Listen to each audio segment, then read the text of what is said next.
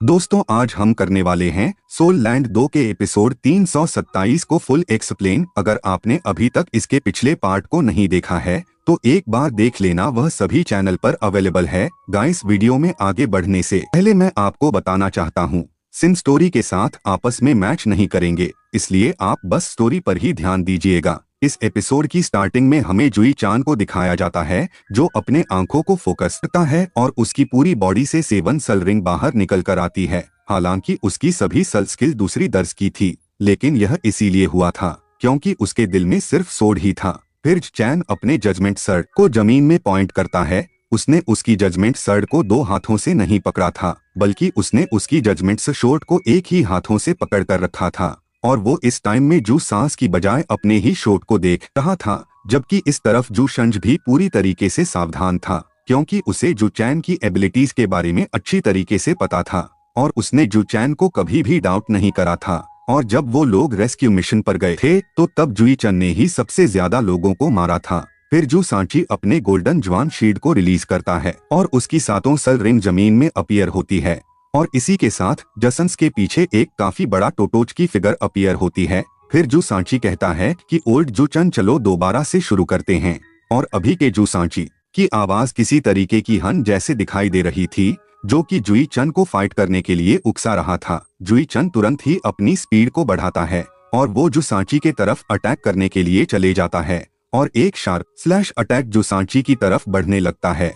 और अगर बात किया जाए तो सिर्फ 7 मॉन्स्टर ही इम्प्रूव नहीं हुए थे, जजन भी काफी तेजी में इम्प्रूव कर रहा था। उसकी ग्रोथ दूसरे लोगों से भी काफी ज्यादा ही तेज हो गया था और यह इसलिए हुआ था क्योंकि दजन दूसरों से काफी ज्यादा ही कल्टिवेट करता था और वो कल्टिवेशन के दरमियान दूसरों से भी ज्यादा ही फोकस्ड होता था। उससे भी बढ़कर सच तो यह है कि जियान के साथ रिलेशनशिप में आने के बाद वो कम्प्लीटली नई लेवल पर पहुंच चुका था। इमोशन रिलीज की वजह से उसकी ओरिजिनल सोटरी डोमेन लव डोमेन में इवॉल्व हो गई थी। और हाँ बिल्कुल अब वो और ज्यादा हार्टलेस पर्सन नहीं रह गया था। और हाँ बिल्कुल अब वो और ज्यादा हार्टलेस पर्सन नहीं रहा था, अब उसके पास भी फीलिंग्स है। पर जू सांची गोल्डन जन शील्ड को यूज करता है जू चैन की स्लैश अटैक को ब्लॉक करने के लिए और उसकी एक्सपीरियंस की हिसाब से वो जू चैन की अटैक को रजिस्ट कर सकता था। लेकिन जब वो जू चैन की सोट की अटैक को ब्लॉक करता है तो वो थोड़ा सा हैरान भी हो गया था क्योंकि जूचन की सोड के अंदर काफी सारे सोल पावर फ्यूजड हो गई थी। वैसे तो जूजन पहले भी स्पिरिचुअल पावर और सोल पावर को फ्यूजड कर सकता था, हालांकि पहले की जूचन की सड इंटेंट काफी ज्यादा ही खतरनाक था जो इंटेंटली सभी चीजों को काफी आसानी के साथ में डिस्ट्रॉय कर सकता था। लेकिन अभी उसकी सोड इंटेंट काफी कमजोर हो चुका था। फिर जू सांसी कहता है कि ओल्ड जजन तुम तो सच में काफी इम्प्रेसिव हो, जिसे सुनकर जचन कुछ भी जवाब नहीं देता है। और इसी के साथ काउंटलेस स्पिरिचुअल सर्ड आसमान में अपीयर होती है और उन सभी सर्ड में काफी शार्प सोड रा थी, लेकिन उनमें कोई भी एलिमेंटल लेशन नहीं था और यह एक मैजिकल फीलिंग थी। वैसे तो इस चीज को जूस ने भी सेंस कर लिया था, लेकिन फिर भी वो रिट्रीट नहीं करता है। इसके बजाय वो गोल्डन जवान शील्ड को आगे लाकर फर्स्ट सोल स्किल जिसका नाम जवान शील्ड फॉर्मेशन है उसको यूज करता है और इसी के साथ काफी बड़ा गोल्डन वार उसके आगे अपीयर होती है जो कि सर्कुलर शेप का था। जूचन की सभी सड़ उसकी शील्ड में जाकर गिरती है, जिसे देखकर जूचन भी काफी ज्यादा ही हैरान हो गया था क्योंकि जू सांची की जवान शील्ड की पावर काफी ज्यादा ही इम्प्रूव हो चुका था। उसकी डिफेंस स्किल्स और दोनों से भी काफी ज्यादा ही स्ट्रांग हो गया था। लेकिन फिर भी हम सभी लोगों को यह तो अच्छी तरीके से पता है कि जू चन काफी ज्यादा ही मोटिवेटेड होता है जब उसकी अपोनेंट और भी ज्यादा स्ट्रांग होती है, इसीलिए वो काफी सारे सोट को समान करके जवानी शील्ड के ऊपर अटैक करता है। और हैरान कर देने वाली बात तो यह थी कि उसकी अटैक की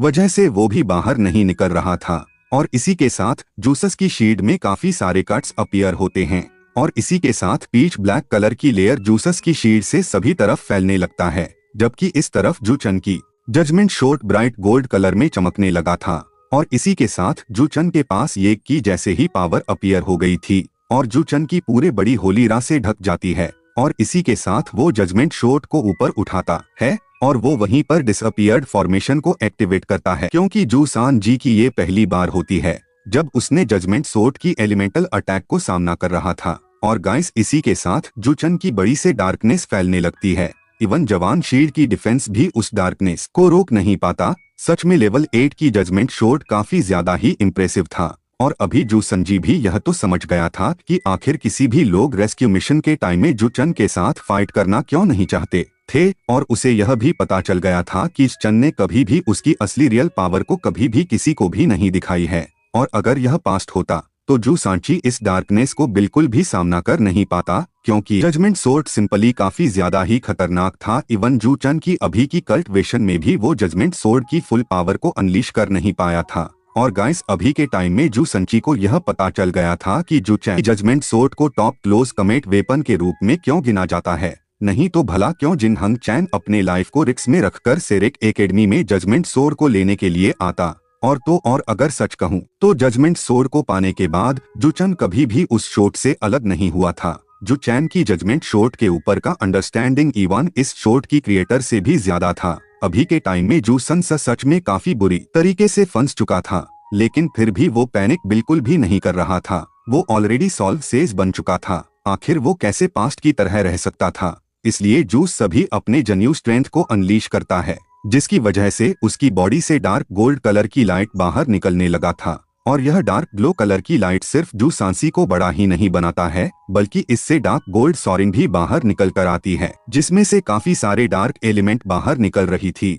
और जैसे ही एक गोल्डन लाइट फ्लैश होती है तो जजमेंट सोर्ड भी नीचे की तरफ स्लैश कर देती है, और इसी के साथ वहाँ पे काफी बड़ा ब्लास्ट होती है। और सडन जू सांची को ऐसा लगता है कि जैसे कि उसकी बॉडी की हजारों टुकड़े हो गए हो। वैसे तो यह फीलिंग कुछ ही सेकंड्स के लिए हुई थी, लेकिन फिर भी जू सांची को इसकी वजह से काफी ज्यादा ही अलग ही महसूस हो रहा था। जबकि इस तरफ जू चन को भी यह जानकर हैरानी होती है कि उसकी शॉट की शार्पनेस 30% से कम हो गई थी जब उसकी शॉट जू सांच की सिर से टकरा गया था। फिर जू सांची की पीछे की गोल्डन टोटो से जू सांच की सिर में व्हाइट लाइट पास होती है, जिसकी वजह से जू सांसी को काफी अच्छा महसूस होता है। अगर ऑफेंसिव स्ट्रेंथ की बात किया जाए तो जू चान अनडाउट काफी ज्यादा ही अच्छा है। एक सल डोलू जिसके पास डिफेंस टाइप मार्शल सोल नहीं हो, वो जू चन की अटैक को रेजिस्ट भी कर नहीं पाएगा, क्योंकि जू चन की स्ट्रेंथ काफी खतरनाक और भयानक था। जू चन सबसे अच्छा शॉर्ट कल्टिवेशन में ही है, इसीलिए उसकी डिफेंसिव पावर काफी ज्यादा थी। शायद अभी के टाइम में उसकी डिफेंसिव स्ट्रेंथ टाइटल डोलो की लेवल पर होगी।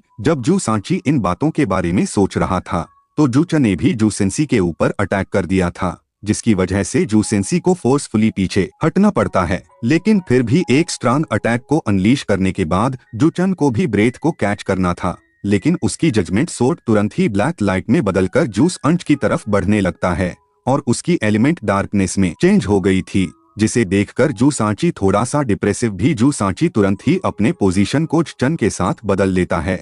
और जब वो दोनों पोजीशन को बदल लेते हैं तो जू सची आसमान में आता है, जबकि चन जमीन में आकर लैंड करता है, जिसकी वजह से जू चन की अटैक उसी के तरफ आने लगा था। लेकिन फिर भी जू चन जसंस की एबिलिटी से काफी ज्यादा ही फैमिलियर था, इसलिए वो तुरंत ही रिएक्ट करता है। और अभी के टाइम में जसंस की शील्ड जू चन के सामने ही था, और इसके साथ डार्क गोल्ड कलर की लाइट जू सांची की बॉडी से रिलीज होती है, जो कि उसकी 6 सल रिंग स्किल जवान डोमेन थी, जिसकी वजह से जजन को उसकी के पूरे बॉडी में ऐसा महसूस होता है कि जैसे कि उसके पूरे बॉडी के अंदर जहल फैल रहा हो। और इसी के साथ जू सांस की 7 सॉरिंग स्किल भी ग्लो करने लगता है, और इसी के साथ हमें काफी खतरनाक लुक देखने को भी मिलता है। और ये जू सांची की जवानी ट्रू बड़ी होती है, और वहाँ पे जू सांची की लुक सच में काफी ज्यादा ही खतरनाक हो चुका था। और वहाँ पे काफी बड़ा सांप भी आ गया था। और अभी के टाइम में जू सांची सच में काफी ज्यादा ही भयानक हो चुका था, इसीलिए अब जुई चन भी काफी ज्यादा ही सीरियस होती है, और वो दोनों ही हाथों से अपने जजमेंट सोर्ड को पकड़ता है, और वो भी काफी खतरनाक तरीके से अपने एनर्जी को रिलीज करने लगता है। लेकिन फिर भी जू चन की आधा से भी ज्यादा पावर जवान डोमेन की वजह से वहीं पे कमजोर हो गई थी, और जैसे ही उसकी जजमेंट सोर्ड और जवान शील्ड एक दूसरे से टकराती है तो उसकी सोर्ड से वहां पे तुरंत ही काफी सारे एनर्जी निकलने लगता है, और इसके साथ गोल्डन जनू काफी खतरनाक तरीके से अपने मुंह को खोलता है, और वहां से काफी सारे डार्क एनर्जी जू चन की तरफ जाने लगता है। इवन जू चन ने भी यह कभी भी नहीं सोचा था कि जू शची इतना ज्यादा स्ट्रांग भी हो सकता है। फिर जू चन भी अपने 7 सॉरिंग स्किल को यूज करता है, और जू चन की बॉडी भी पूरी तरीके से इल्यूजनरी बनती है, और इसी के साथ 2 कलर्स की शॉट जवान डोमेन को पूरी तरीके से रिस्ट्रेन करती है, और इसी के साथ उसकी शॉट जवान शील्ड से टकराती है, और ऐसे ही दोनों ही बंदे काफी खतरनाक तरीके से लड़ते हैं, जबकि इस तरफ युहा भी मछली पकाने के लिए खत्म करने ही वाला था और अभी के टाइम में सभी लोगों के ध्यान उन्हीं दोनों के ऊपर ही टिकी थी। हमें युहाओं को दिखाया जाता है जो मछलियां को पकाने के काम को खत्म करने ही वाला था और अभी के टाइम में सभी लोगों के अटेंशन जू ससी और जुई चैन की मैच में टिका हुआ था। फिर तांग उटंग युहाओं के पास आकर सवाल करते हुए कहती है, आखिर तुम्हें क्या लगता है कि कौन इस मैच को जीतेगा? और गाइस, अगर बात किया जाए तो तांग उटंग जू ससी और जुई चन से ज्यादा फैमिलियर नहीं थी, इसीलिए वो फाइट को ऑब्जर्व करते हुए प्रेडिक्शन कर सकती थी। फिर युहाओ भी एक स्माइल के साथ कहता है, आखिर तुम्हें क्या लगता है कि कौन इस मैच को जीतेगा? युहाओ की इस बात को सुनकर तांग उटंग गुस्से में कहती है, तुम्हें तो दूसरों को रेस्पेक्ट करना भी नहीं आता है। वो मैं थी जिसने तुम्हें पहले सवाल पूछा था। जिसे सुनकर युहाओ भी हंसते हुए कहता है, तो फिर ठीक है, मुझे ऐसा लगता है कि थर्ड सीनियर ब्रदर इस मैच को जीतेंगे। तो तंग उटंग भी नट करते हुए कहती है कि फिर तो मुझे भी ऐसा लगता है कि जुई चन ही इस मैच को जीतेगा। उटंग की इस बात को सुनकर युहाओ हैरान होकर कहता है, आखिर क्यों? आखिर इसका रीजन क्या है? तुमने तो मुझे यह पूछा था ना कि आखिर इस मैच को कौन जीतने वाला है। जिस पर तंग उटंग भी सिर को दूसरे तरफ करते हुए कहती है, क्योंकि तुम्हें ऐसा लगता है कि जू सिंसी इस मैच को जीतेगा, जो कि मैं बिल्कुल भी नहीं चाहती हूँ, इसीलिए मैंने जू चन को चूज करा। तंग उटांग की इस बात को सुनकर युहाओ कहता है, क्या तुम मेरे साथ इस बारे में शर्त रखना चाहोगे? जिस पर तंग उटांग कहती है, आखिर कैसा शर्त? तो युहाओ भी जवाब देने से पहले कुछ मन में सोचता है और वो कहता है, वैसे तो मैंने अभी तक इसके बारे में ज्यादा नहीं सोचा था, लेकिन चलो, यह कैसा रहेगा, जो भी इस शर्त को जीतेगा वह दूसरे पार्टी को कुछ भी काम करा सकता है। हालांकि यह काम ज्यादा डिफिकल्ट भी होनी नहीं चाहिए और ना ही किसी मोरल एंड एथिक्स को ब्रेक करना चाहिए। आखिर तुम इस बारे में क्या सोचती हो? एग्जाम्पल के रूप में तुम मुझे तुम्हारी रूम को साफ करवा सकती हो और मैं तुम्हें मेरी बॉडी को मसाज करने के लिए कहूँगा। युहाओ की इस बात को सुनकर तांग उटांग पीछे हटते हुए कहती है कि नॉनसेंस, ये आखिर कैसी शर्त हुई? इसमें तो ऑब्वियस बात है कि तुम ही एडवांटेज में हो। आखिर कौन ही तुम्हें मसाज करना चाहेगा? मैं तुम्हारे साथ बॉडी कांटेक्ट बिल्कुल भी करना नहीं चाहती हूँ। और गाइस, इसी के साथ हमारी यह वाला एपिसोड को यहीं पर खत्म करते हैं। मिलते अगले में, तब तक के लिए बाय बाय।